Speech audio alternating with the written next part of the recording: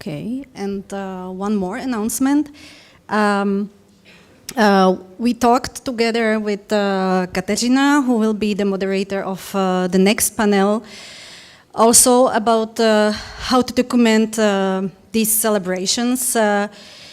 Probably you noticed that we are video documenting today's conference. There is our photograph, so we will share the photos from the event and all the information with you. But we also are thinking about kind of publication which would document these celebrations. So because I know that there were some questions if we collect the texts and presentations which are presented during the celebrations. Yes, they are, and we are planning together with the Puppeteer magazine to publish some either special publication or one of the editions of the Puppeteer magazine where we would like to capture all what was said and discussed here. And now, finally, I give the floor to Katerina. And I promise it will be bilingual, not only in Czech, so you can read it, everything in English. Okay, thank you, Martina. Welcome here on the second block. It's very difficult to be enthusiastic and optimistic after this very dark film from the occupation of Czechoslovakia, but I will try to do my best. So welcome here in the second part, because I refreshed the words that were said in the first part: idealism, solidarity, friendship. So continue in this mood, not in this dark. We will speak in this part about the restoration of UNIMA after the Second World War, after the year 1957, together with my wonderful guests.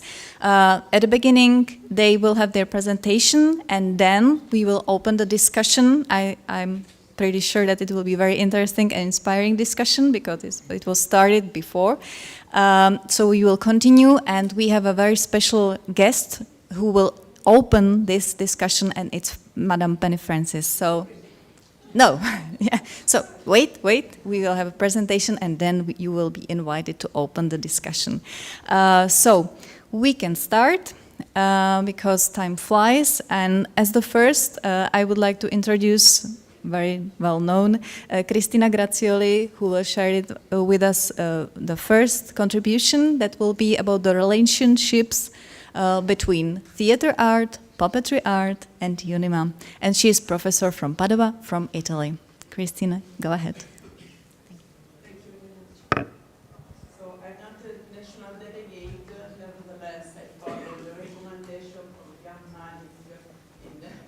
man in 59, excuse me, not to lose time with the individual thanks. So thanks to everybody. Let's go. I'll begin saying that the proposal of the title is quite demanding and may have a lot of implications. Preparing this paper, I thought about three different topics that imply three different perspectives. I'm not going to approach the three of them, but I would like to mention them nevertheless. The topics would have been the art of puppetry in itself, its aesthetics and evolution, the history and aesthetics of puppets that involve the question of research and study, and the UNIMA as a utopian universe.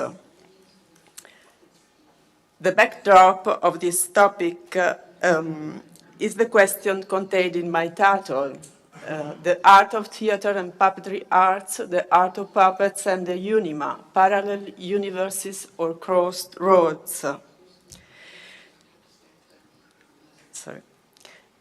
The question I pose comes also from my position. I mean, I'm not so involved in UNIMA. I began to be involved just in the last few years. I'm not a UNIMA member. So I look at UNIMA from the outside, and my perspective is necessarily the one of an historian.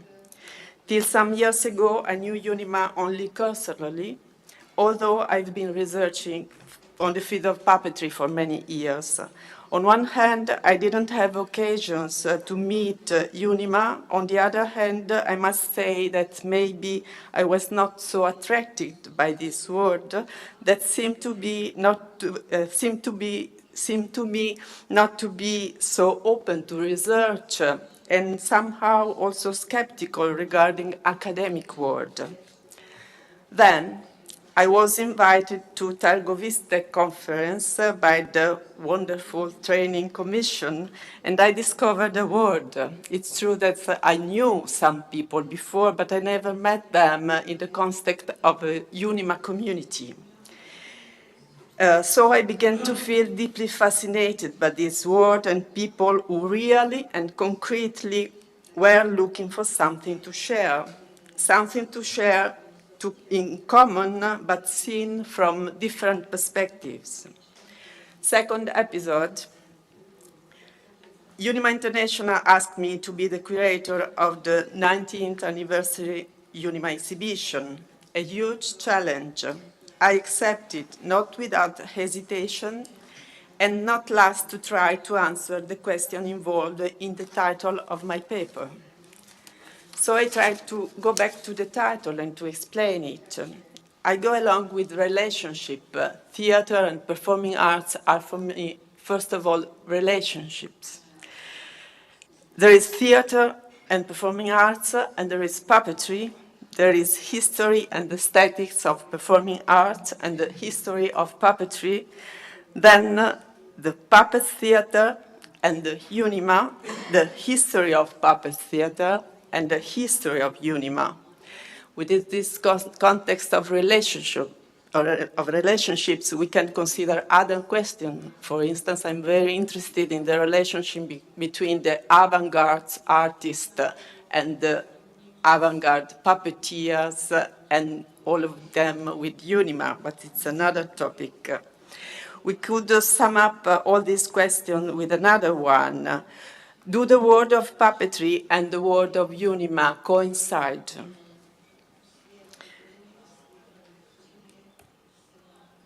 This would have been the first topic, but I don't approach it, but I just mentioned, so the possible influences between puppeteers and other theatrical forms and vice versa. But I go to the second topic, to study puppet theater. So the relationship between history of theater and performing arts and the history of puppetry, in the context also of UNIMA studies. Reading different UNIMA documents, mainly around the Renaissance, 1957, I was impressed from the will to affirm the study of puppetry as an autonomous discipline, so as the scholars of Theaterwissenschaft, the history of performing arts, did at the beginning of the 20th century. And I was also impressed by the recurrence of the proposal of creating an international research center on puppetry and by the consciousness of the tasks implied, for instance, the necessary autonomy from other science, for instance, in particularly from literary history and folklore. Maybe it's worth to remind that theater discipline as an academic discipline, history of theater, was founded at the beginning of the 20th in different countries, first of all in Germany, then other countries follow. And in these UNIMA documents from after 57, I found the same urgency and aims expressed in the programs that conceived the new discipline at the beginning of the century, with a discipline with its own peculiarities. Jan Malik spoke about Puppentheatrologie, so a puppetry science. There are a lot of possible examples of these aims, of this need. For instance, recently I read some documents about UNIMA, about UNIMA in Prague in 57, And Jan Malik speaking about the solidarity that gave impulse to the refoundation mentioned the effort to intensify the reciprocity and friendship with the same urgency proper to professionals of other arts. Gerald Morris spoke about the need of an artistic acknowledgement of our domain. Another document from 1959 sent to UNIMA from the Puppentheatersammlung in Munich spoke about a conference held in Vienna and of the proposal of the constitution of a research center to be founded in Venice, a center including bibliography and iconography. And this paper informed also about the contributions about non-European cultures, and particularly about Asia, puppets, and shadows.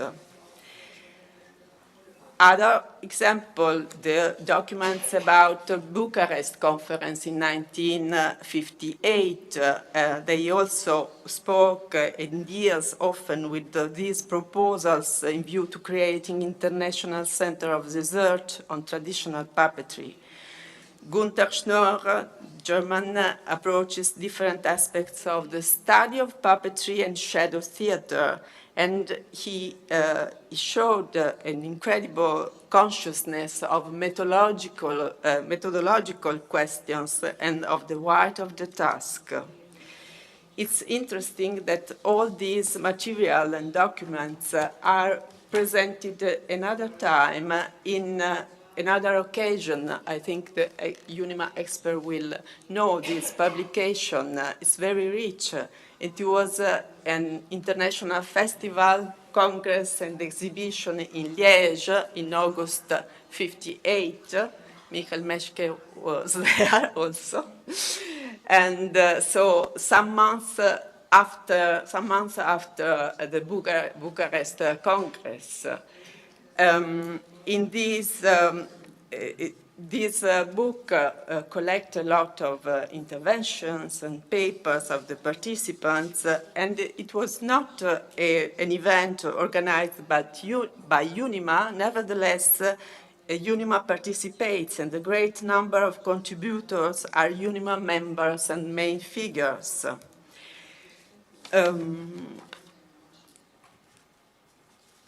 Among other things, among other things, Jan Malik couldn't be there. He sent a letter that is published in this book, and the secretary, Eva Vodikova, read the letter. After this interesting letter, at the end, she announced that the day after, the only point in the agenda would have been the one of the Center of Studies. We can retrace this interest and this need in the origin of UNIMA, and for instance, in the beautiful ex libris of Vesely that underlined also this attention to studies and to a puppetry culture. I think that this incredible impulse and urgency to create an international center of studies has to be read in, or could be read in the context of the utopian spirit of UNIMA. We could say also that so Bauhaus Archive, Bauhaus is not the same as UNIMA, but I want to quote it because we are in the same years and the same context. For the years and the period after 57, I think that these 15 years, 5, 8, 72, are, we could read this period as a period in which utopian spirit passed into the urgency of reality, of concretizations. So the utopian impulse turns into a need of reality.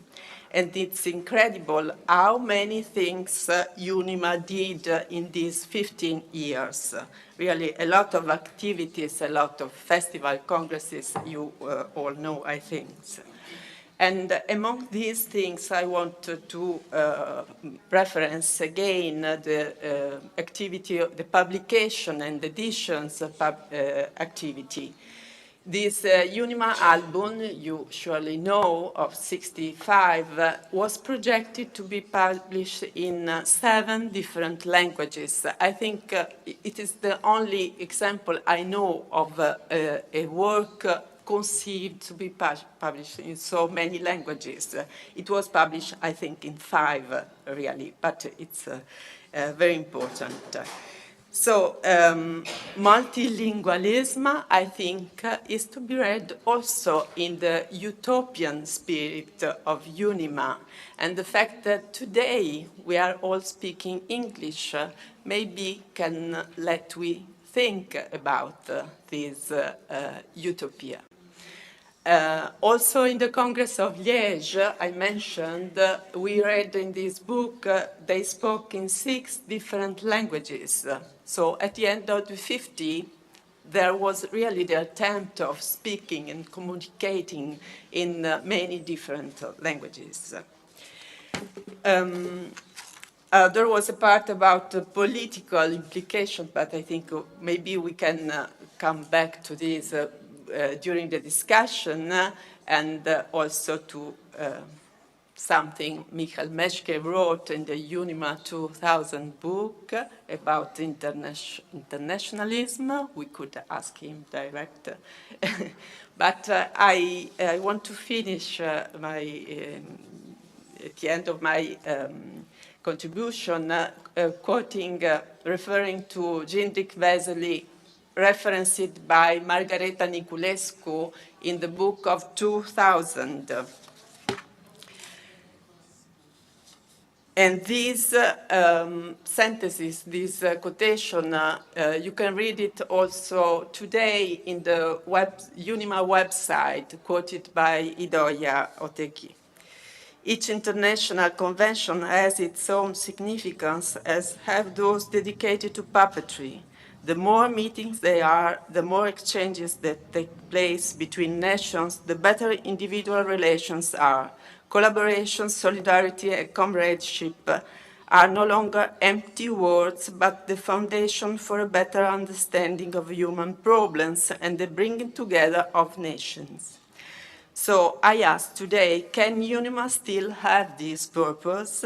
Is this still possible? And today, that exchanges and meetings take place in the physical distance and not concretely, has this compromised this finality? To this sentence, Margareta Niculescu added, is it then still necessary to answer the perpetual question, why UNIMA? And I add, thanks, UNIMA.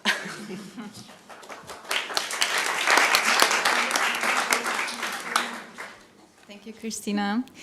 We have now a new word in this group, like idealism, solidarity, friendship, and also utopia. Thank you for a new expression, how to characterize UNIMA. And the next speaker will be Masha Erbelding from the Munich. She's a curator in a Munich City Museum, and she also organizes a Munich International Puppetry Festival, and she will speak naturally about Germany after the war and its role in UNIMA.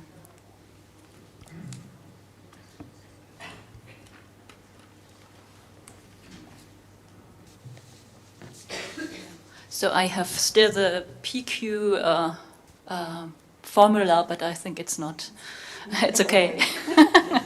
So I also refrain to thanking everybody, but I have to add that I feel honored to have all these witnesses of this period here, and I am fresh to this area too, so I read the letters of Max Jacob, but perhaps you will tell me more afterwards. So the following presentation is based mainly on the correspondence of the first president of UNIMA after 1957, Max Jakob, which is part of our archive in Münchner Stadtmuseum. As there are not so many documents from East Germany in our collection, this presentation will have a strong focus on West Germany. Before I begin, I present the German personalities that were important for UNIMA in this period. Please, could you speak a little slower? Yeah. Thank you. So Max Jakob, born in 1888, had founded his company Die Hohensteiner in 1921. He was strongly influenced by the Wandervogel youth movement. His company was one of the most famous German glove puppet theater companies. After the Second World War, he moved to Hamburg, traveled a lot, worked also for television. In 1953, he transferred the company to younger puppeteers. Hans-Richard Purschke, I'm sorry, but you can read it. Hans-Richard Purschke, so I'm showing him again, and I'm passing to this, was born in 1911 in Olomouc in Moravia, was lawyer, amateur puppeteer, one of the most important German researchers in the field of puppet theater history and editor of the magazine Pellico Polacco. He was part of UNIMA Presidium in the first years until the 1980s, and you might all have known him. Harro Siegel, born 1900, studied theater in Munich and art in Kassel. He was teacher at State School for Art Teachers in Berlin and founded a marionette class there. Siegel was also director of Reichsinstitut für Puppenspiel from 1937 to 1945. After the Second World War, he was teacher at art school in Brunswick and organized several puppet theater festivals. Karl Schröder, who already had begun his career as professional puppeteer in the 1920s, was one of the most famous artists from the GDR. He was director of the newly founded State Puppet Theater in Berlin and also represented UNIMA GDR. So, 1959, the telegram. UNIMA, uniting puppetry organizations, collectives and individuals from 34 states, held a presidium meeting and a conference in the last days. From its final meeting, the UNIMA Presidium sends a sincere wish that the foreign ministers' debate of the four great powers may proceed in a positive way and come to a constructive conclusion. In the correspondence of Max Jakob, there's a copy of a statement under oath of Hans-Richard Purschke from 21st November 1959. Purschke declares that he didn't propose the request to send this telegram to the Foreign Ministers' Conference in Geneva together with Eric Collard during the meeting of Presidium in Paris in June 1959. What had happened, and why does Purschke want to distance himself officially from this telegram? The East-West Foreign Ministers' Conference in Geneva with the Soviet Union, US, France, and Great Britain was an international meeting. And today we know the last one, dealing with German reunification, but didn't come to a solution. A second important issue was disarmament and nuclear weapons. Since 1955, the US had deployed nuclear weapons in West Germany. Massive protests of scientists, intellectuals, and the public in Germany couldn't stop this. Before I continue with UNIMA and this telegram, let's take a short look on the development of Germany and German puppet theater after the Second World War, a divided history for East and West Germany. In both parts of Germany, there is a hunger for culture, that even real hunger, total destruction of many cities, cold winters, etc. couldn't stop. So very soon in both Germanies, puppeteers began to perform again. In the Soviet zone and later GDR, puppet theater is declared the fourth branch of performing arts. While private theater struggles against limitation and obstructions due to their repertory, which doesn't fit in socialistic times, new state puppeteers are founded, 10 till 1962. The state theaters are bound to perform only for children till the middle of the 1960s. First regular meetings of puppeteers began in 1947. In West Germany, there's almost no discussion about personal guilt and involvement in National Socialism and in puppetry. This discussion will come much later in the 1970s and 1980s. The puppeteers that had survived continued to play and only made small changes in their repertory. Only in quarrels with rivals, and there were a lot of quarrels, they stirred up the past to harm the competitor's reputation. Companies are mostly private and have to be small to survive. 1 or 2 players, only a few bigger ensembles exist. While old stars like Fritz Gerhard's, Harro Siegel, the Hohensteiner and traditional companies continue, there are a few young artists and companies that try to find a new aesthetics for puppetry. Some names, we already had some of them. Das kleine Spiel and die Spieldose from München, Die Klappe from Göttingen, Harry Kramer, Albrecht Rosa. In 1947, a new association of professional puppeteers is founded. But already in 1949, Fritz Wortelmann founds another association for amateurs and professionals. The old association is dissolved. Regional and personal rivalries, for example, between Wortelmann and Harro Siegel, Wortelmann and Puschke, mark this early period in West German puppetry. While the GDR gets part of the Warsaw Pact, the Federal Republic of Germany signs the Paris Contracts, gets part of the NATO. Till 1969, the Hallstein Doctrine was in force. The FRG would not establish or maintain diplomatic relations with any state that recognized the GDR, which meant big difficulties for both congresses in FRG in 1960 in Brunswick-Bochum and in 1966 in Munich, which both included companies and delegations from GDR. For people, and naturally puppeteers in both Germany's and the world, a constant fear of a third world war accompanied the whole Cold War period with its several crises. So back to the telegram, struggling for balance. Let's get back to UNIMA and Puschke's reaction on the telegram.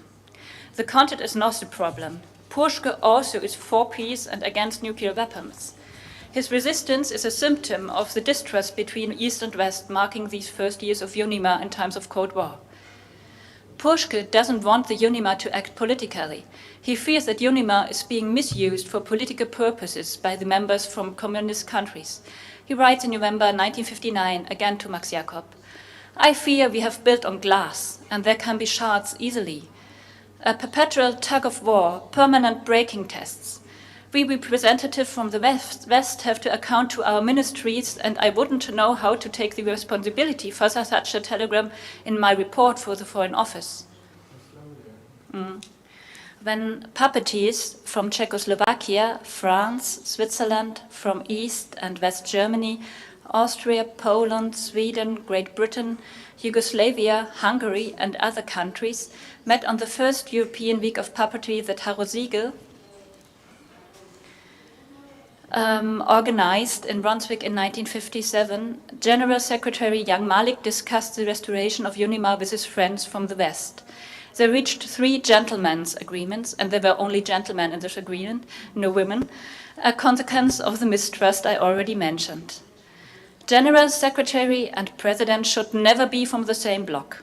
There shall be a balance between East and West in the Presidium. And UNIMA is an association of individuals, of personalities, not of states and nations. The following years are marked by the struggle for this balance.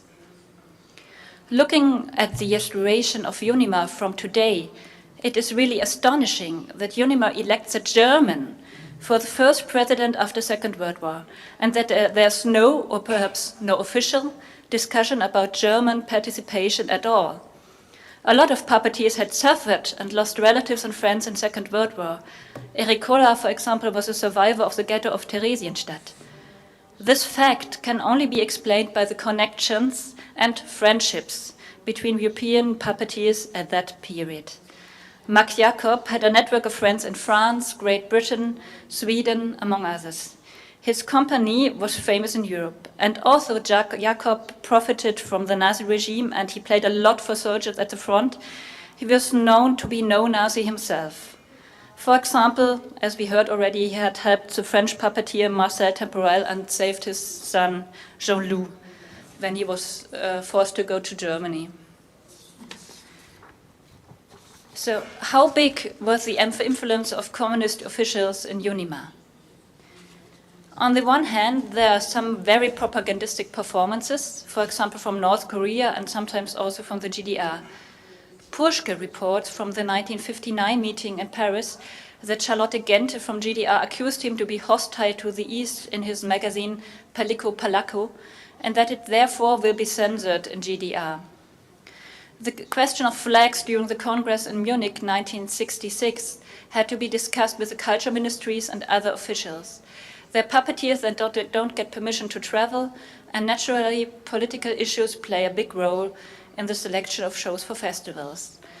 On the other hand, the UNIMA leaders deny this political influence. In 1964, Karl Schröder answers to a letter of Uli Balmer from Switzerland, who claims that UNIMA had a communist touch. Please consider, dear Uli Balmer, me. 3 years ago, Rudolf Halbaum was member of the Presidium instead of me. At the Congress in Warsaw, Halbaum, he is member of the Socialist Unity Party of Germany, SED, was not re-elected. Instead of him, I was elected, and I am not a member of any party. So, UNIMA, what is it good for? Max Jacob, who had to react on this criticism and other criticism in Germany and who tried to spread the idea of UNIMA in Germany, let little Moritz answer on this provoking question. For German puppeteers, he explained how with the support of UNIMA, position and quality of puppet theatre in Germany could be improved. With the help of a strong international association, German cultural politics would finally be forced to see the importance and the possibilities of puppetry. By the exchange with puppeteers from abroad, he also hoped to solve the problem of artistic quality.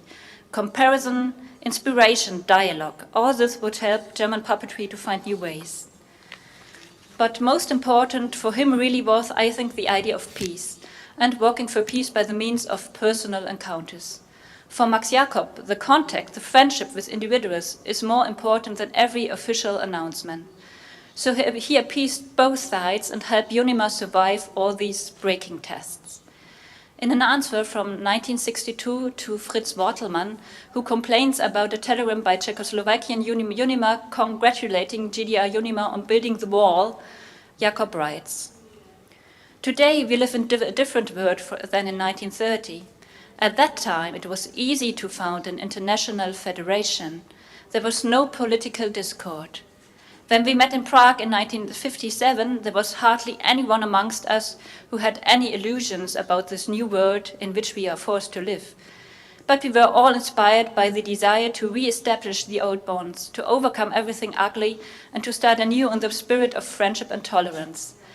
We cannot judge how far letters of sympathy for the struggle for peace have been written voluntarily or under voluntary coercion.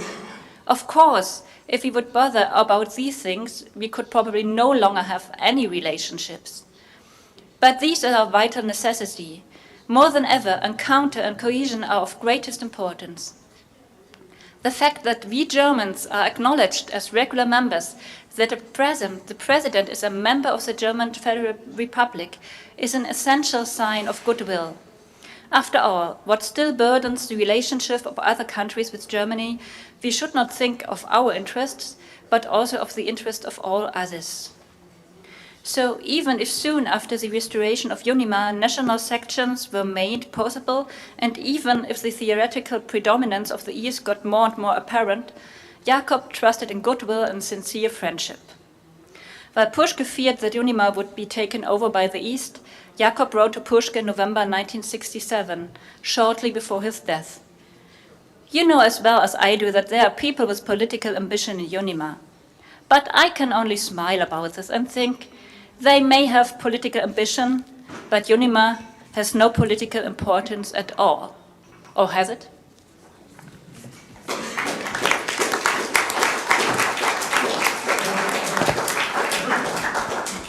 Thank you for a very nice contribution with many, many documents. The next speaker will be from the different perspective. I would like to welcome here Nina Monova from Russia. So we now move to the East and see how it was from the Eastern point of view. Nina Monova, for your information, but I'm pretty sure that you know her, is a representative of Sergei Obraztsov Theater and Museum, and she is here the head of the literature department. So, Nina, are you prepared?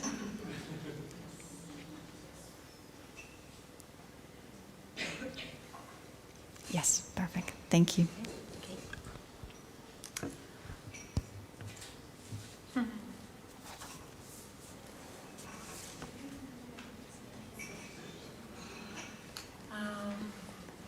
UNIMA has never been a bridge between two completely different worlds.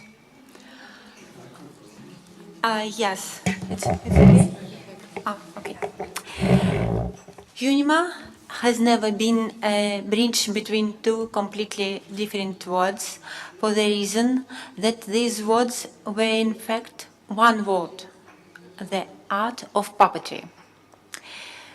The Cold War was indeed the scene, the background for UNIMA's existence from 1958 to the early 1990s, and was its antithesis. Among those who began the revival of UNIMA, many experienced all the horrors of real war. For example, Josef Skupa and Sergei Obraztsov. And I think that it's very important that in this period before the 1958 was many meetings between puppeteers from different countries. And for example, in September 1937, it is a very difficult period in the Soviet Union because it is the beginning of time of Stalinism. You understand, you remember. And in Moscow, where was a meeting with two puppeteers, and one Miguel Prieto from Spain, and Sergei Obraztsov from Soviet Union. And just a moment. Miguel Prieto was Spanish artist, set designer, head of the puppet theater La Tarumba, who arrived in Moscow for the 5th Theatre Festival. And Sergei Obraztsov, creator of genre of ballades with puppets, actor and director of the Central Puppet Theater, the experimental lab of the puppet genre. And during this meeting, Miguel Prieto shared a very interesting secret of a puppet theater with Sergei Obraztsov. Miguel told that my small theater, La Tarumba, only 4 puppeteers, is a real military weapon as effective as a rifle. And this Spanish puppeteer who played performances for soldiers at the front of the Civil War already found an answer for the question that at that time tormented Sergei Obraztsov. In his book, Actor with a Puppet, he admitted, can puppet theater be really necessary? Can it create performances of the same power as drama, theater, or cinema? A few years later, in 1941, Obraztsov himself would find the answer to his question when fate would send his theater into the heat of military action. He will play performances for soldiers, in hospitals for wounded, and even play a performance for only one single spectator, a soldier dying in the hospital. And we know very well that in 1958 were created some national centers of UNIMA. And it is time of creation of the Soviet Union UNIMA Center. And when the Soviet Union UNIMA Center was created, a window in the Iron Curtain appeared. In Soviet Union UNIMA Center, there are 110 states puppet theaters and individual members. And Soviet Union included some republics, you remember. And it is very interesting because in this time was created new language of Soviet puppetry. Because, for example, a new young generation, young actors and directors came because in 1959 a new puppet theater department was opened in Leningrad. And this new language of Soviet puppet theater debunking the past authorities of the 30s and 50s period and creating new ones. The birth of something new in the art always dangerous, and the way is not easy. And I want to tell about the fate of Soviet director Boris Ablinin. And so, yes, who worked as director at Central Puppet Theater under the leadership of Sergei Obraztsov during in 1956 and 1962. It was during these years that the Soviet Union arose, and due to this, Ablinin often went to the UNIMA festivals. And as you know very well, Obraztsov's authority was enormous, and he was recognized by government, and Sergei Obraztsov was a dictator, like in Soviet Union, you understand, you understand me well, yes. So, and it's very interesting because Boris Ablinin worked together with Sergei Obraztsov, but Boris Ablinin was like a reformer of new language, and made way for the theater, which is fundamentally different from the Obraztsov style, and more similar than the new European quests. And I ask me and all of us, who knows, maybe it were the UNIMA festivals what became the catalyst in the breath of a new language, and provocate the search of Boris Ablinin and them some directors of Soviet Union. Because in the years 1962, 1967, Ablinin was the chief director of the Moscow Puppet Theater and the artistic director of the training studio at the theater, where we staged the play The Lark by Jean Anouilh. In the 1967, this performance turned out to be an art explosion in the theater of Moscow, and became a legend of the puppet theater. It arose in the years known as stagnation when the Soviet Union again made all against any manifestation of non-conformity. And Ablinin decided to ignore this rule and even decided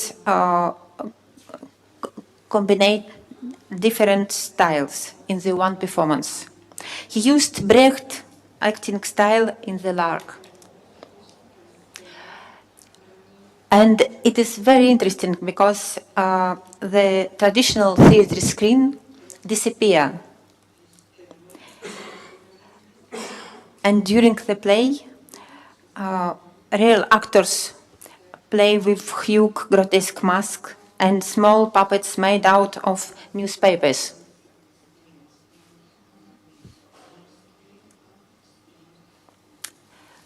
And the role of Jeanne d'Arc was played by actress Nina Shmelkova at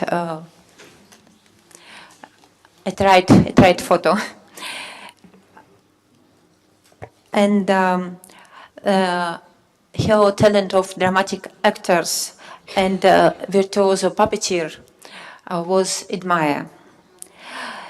In 1972, the theater was closed and all decorations, the set design, were burned. And it is a very pity when political influence break the artist's work. But decades later, when opening the 8th International Festival of Puppet Theaters in Ryazan, it is a city in Russian Federation, and the director of the Ryazan Puppet Theater and director of festival, Oskar Tager, recalled the Moscow Festival in 1976. Only to Moscow I could fully understand that puppet theater is. I discovered the unknown, magical, ancient art of the peoples of the world. I was impressed. I really wanted the audience of Ryazan and my colleagues to see it. And I said, there is going to be a festival. Thanks to UNIMA, the connection between times continues. In the year of the 19th anniversary of UNIMA at the Ryazansky Smatrine, a project of the Youth Commission will take place. It is called Youth in Progress. In cooperation with UNIMA Russia, this project to fulfill our professional creative exchange among young puppeteers around the world. And 8 participants from different parts of the world will arrive in Ryazan a week before the festival starts. And this year, under the guidance of experienced puppeteers and teachers Boris Konstantinov and Viktor Antonov, a capsule performance will be presented in the first days of festival. And as a special part of the festival's program, the main topic of youth project is We All Live Under the Same Moon. And I hope that my topic show us at which way UNIMA go to maybe to create it, some relations between art of puppetry and between people. And I hope that it is one world for us. Thank you.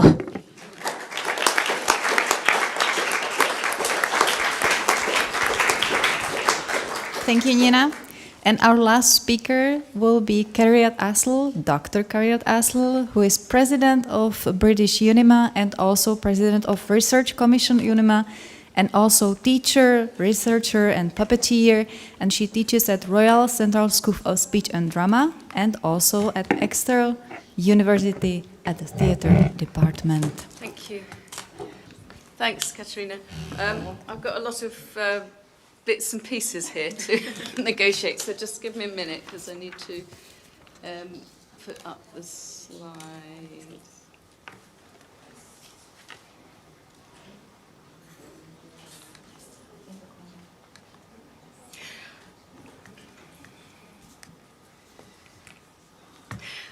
Okay, thank you. Thank you for inviting me. Thank you for hosting me during this important event. I think UNIMA in my life has been in my life since around 1998, and much more so in the last 10 years. And I think, like many of the organisations, not only artistic, but that were set up pre and post the Second World War, it's thinking about what its purpose is and thinking about what its role is, and there's a lot of discussion to be had around this.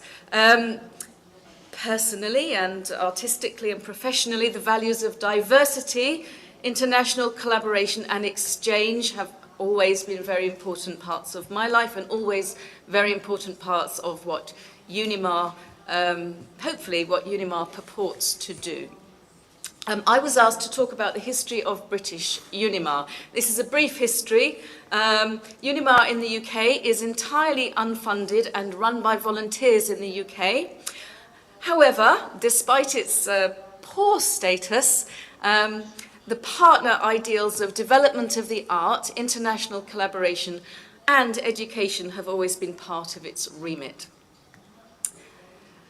The British Centre of UNIMA was set up by Gerald Maurice in 1963, and I was delighted to hear him cited by Christina earlier, demanding artistic acknowledgement of our domain. We know that the centres and indeed UNIMA itself has been set up by ardent, energetic and passionate activists. Maurice was always an activist in support of puppet theatre. He'd previously set up the British Toy Theatre Guild, which was renamed the British Puppetry and Model Theatre Guild in 1925, which was an organisation intended to promote the work of various kinds of puppetry, including both traditional and more contemporary puppetry. After the Second World War, Maurice saw the great value in British puppeteers being linked to an international organisation and effectively built the links with UNIMA. He was a prolific writer and insisted upon the role of publication, of reviewing, of commenting on puppet theatre, and in particular on puppet theatre coming from different parts of the world, in order to increase awareness of what puppetry can and should do. He wrote in a variety of journals and newspapers, including the Journal for Circus and Variety and also for the British Theatre newspaper, as well as a dedicated puppetry journal. During the 1950s, in the UK, there were two puppet theatres. I think it's quite interesting that neither of them at this point were in England. One was in Scotland and one was in Wales. The first English puppet theatre opened in the 1960s and has become the most well-known one, and that's the Little Angel Theatre. Maurice was succeeded by the energetic puppeteer Jan Bussell, who later became UNIMA president. Bussell and his wife Anne Hogarth ran the Hogarth Puppets and worked very hard to develop the form, insisting upon good writing, good staging and good performance in all of their shows. They toured throughout the world and for many years were one of the main faces of British puppetry. In preparing for this talk, I went into the British UNIMA archives, which I had not looked at before, and I found this fascinating file of correspondence between Jan Bussell, international UNIMA colleagues and representatives of other artistic organisations, including the ITI, the International Theatre Institute. Bussell saw very clearly the importance of two things.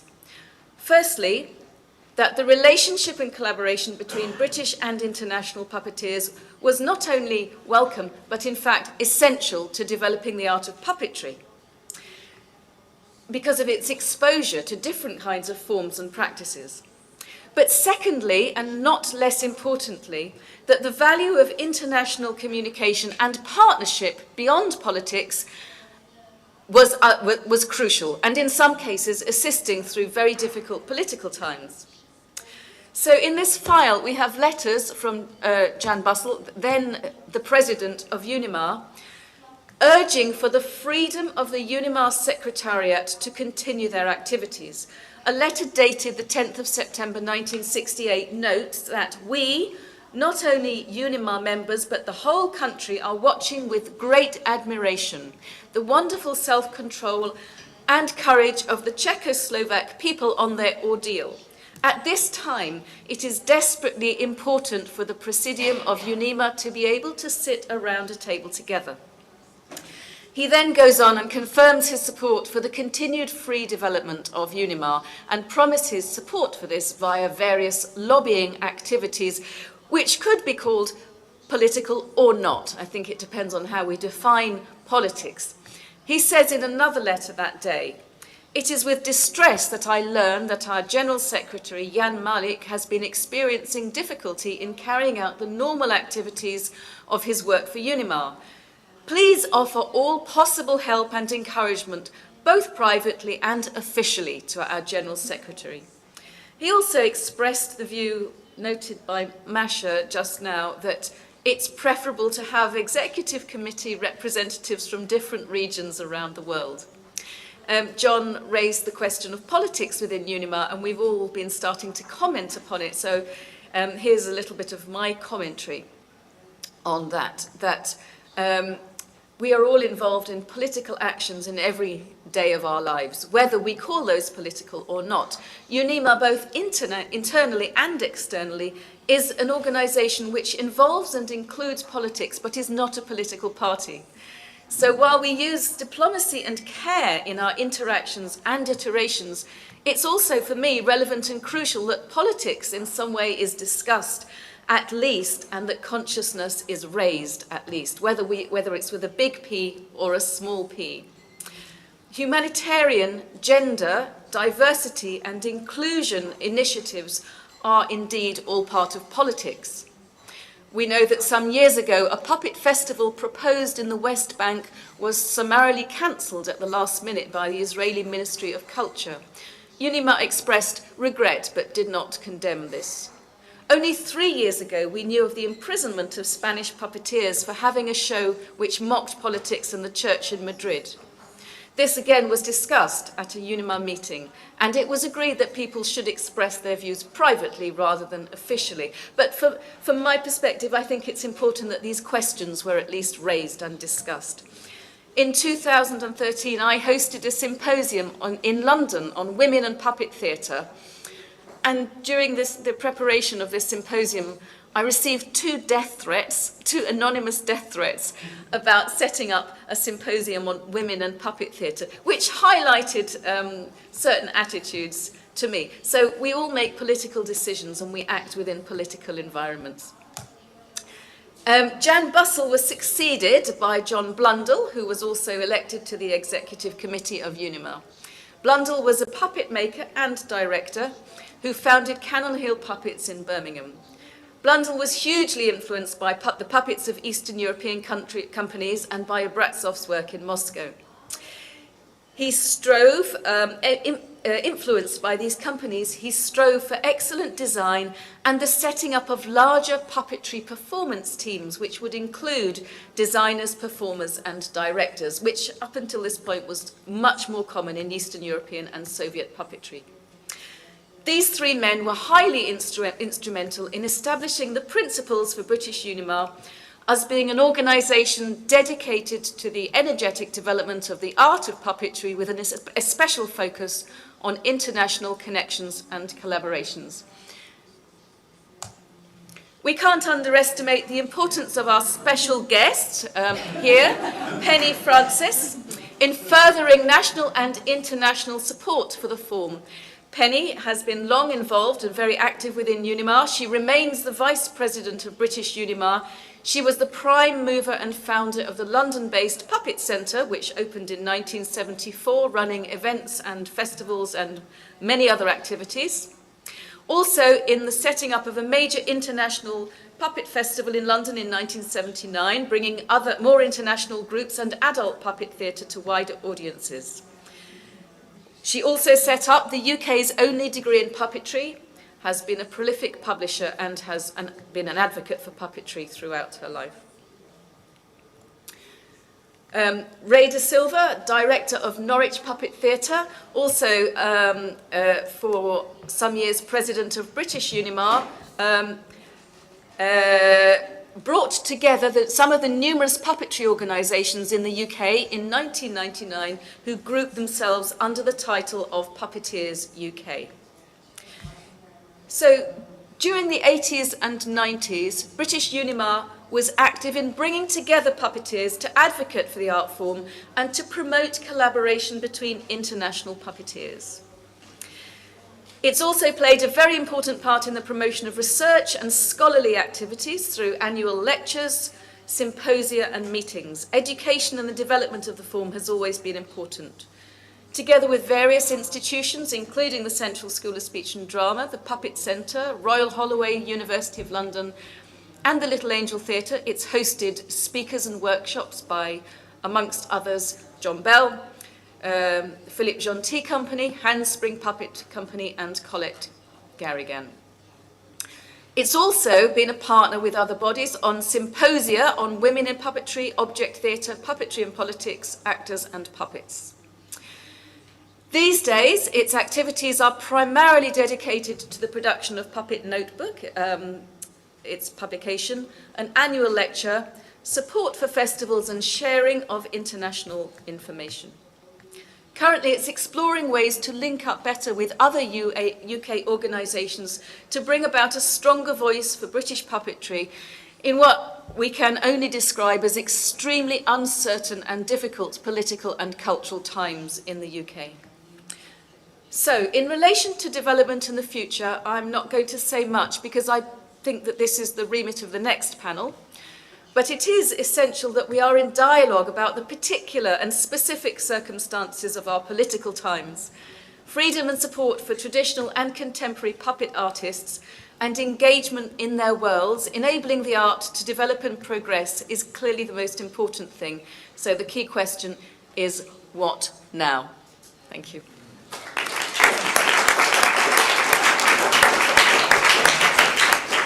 Thank you, Clariette. Thank you. Thank you for the bridge for the next panel. But before we quit this one, I would like to summarize it because we have heard many points of view, many documents. I think for me, it will be my opinion, UNIMA is something very fragile. I will borrow the sentence you said, built on glass, because every relationship is somehow built on glass because we have to take care of it and to make it alive. I hope UNIMA will survive for next 100 years because we, and I think can see the passion in your faces, we will take care of it and we will make it alive. And for me, the main message of this panel where like former enemies met is forget the nationality, be puppeteers. That's my message for me. From these very nice contributions, and that's what I wanted to say before I put the microphone to our very special guest, Penny Francis. We were speaking about the politics, and my former question was, again, how it worked as a political, but forget about politics. We said many things. It just came to my mind that we forgot about the art. And puppetry art. So my question for Penny is not about the relationships in the Cold War.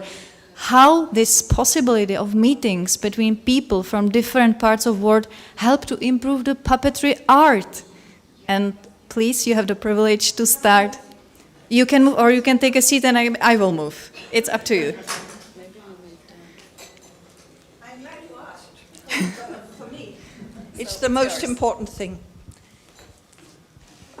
I've been looking at puppetry without doing it.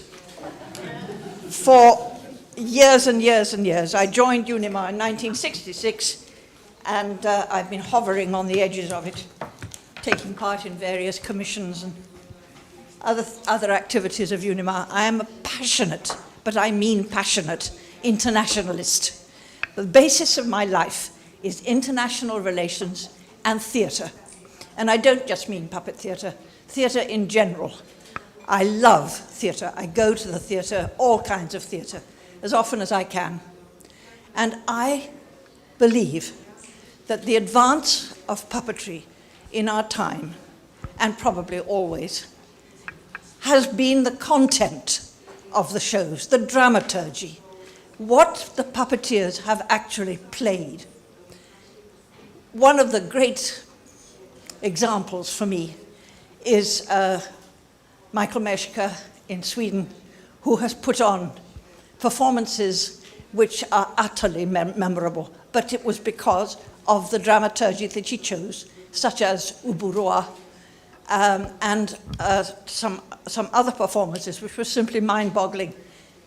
And the performances of Drac that was another company who took the whole art form forwards, because not of their money, not because of but because of what they did, what they showed.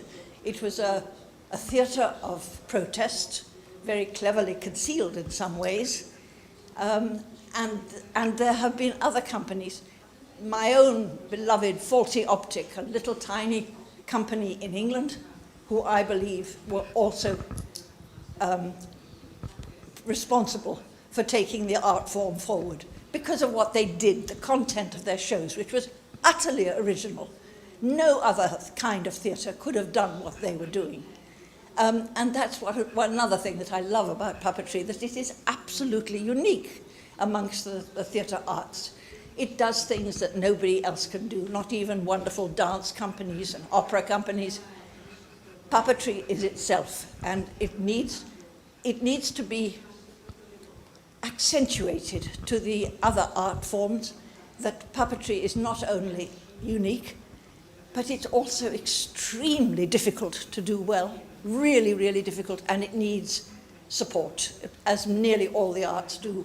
It needs money, it needs funding, and when it has good funding, it very often produces theatre which is simply wonderful. So please, everybody go on lobbying the arts organizations in their country for more support in terms of resources. In our country, I'm afraid, it's very, very poor. Puppetry is still an outsider, wouldn't you say? Totally. We're a very literary nation. I blame Shakespeare, because he was rather good, and it was very difficult to live up to his standards. But we are a nation of words and wordplay, and I love that. But it's very tricky to find a dramaturgy which is purely puppetry's dramaturgy and what puppetry can do best. Anyway, that's I'm setting out my stall, and I don't know where we're going from here. Are we asking for questions? I would like some response to what I have said. Anybody going to respond? So is there a question? Or the response for Danny Francis, who wants to contribute for something? No? No response. Okay, so I think we... Yes. Can I say something? Yes, of course. Well, I will be very brief, and I think that we've been talking about what the value of international collaboration does and can do to bring people together, but obviously to bring them together in pursuit of the art form and the development of the art. And I know that we've had conversations about considering the relatively poor status of puppetry support, infrastructure, organisational funding support for puppetry in the UK. One of the things that we have spoken of many times is how important it is to have excellent quality international work to showcase that potential that you have talked about. And I think, certainly, at least one of the people I mentioned, John Blundell, was enormously influenced by his experience of international companies and how that could improve the state of the art. So that's one of the reasons why something like UNIMA is important.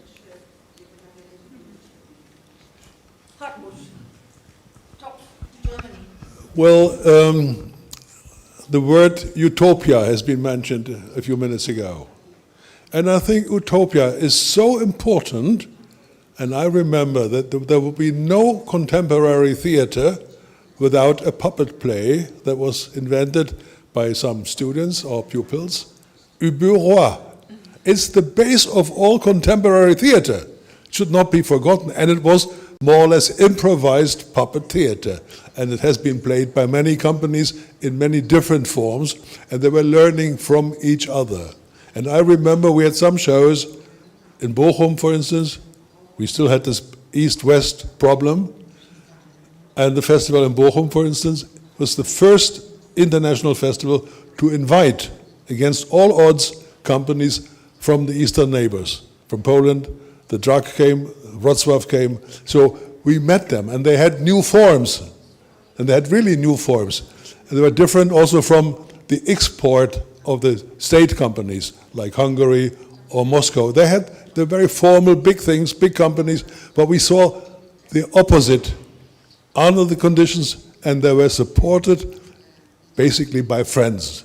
Friends in a position to organize festivals in Bochum, in Braunschweig, in Munich.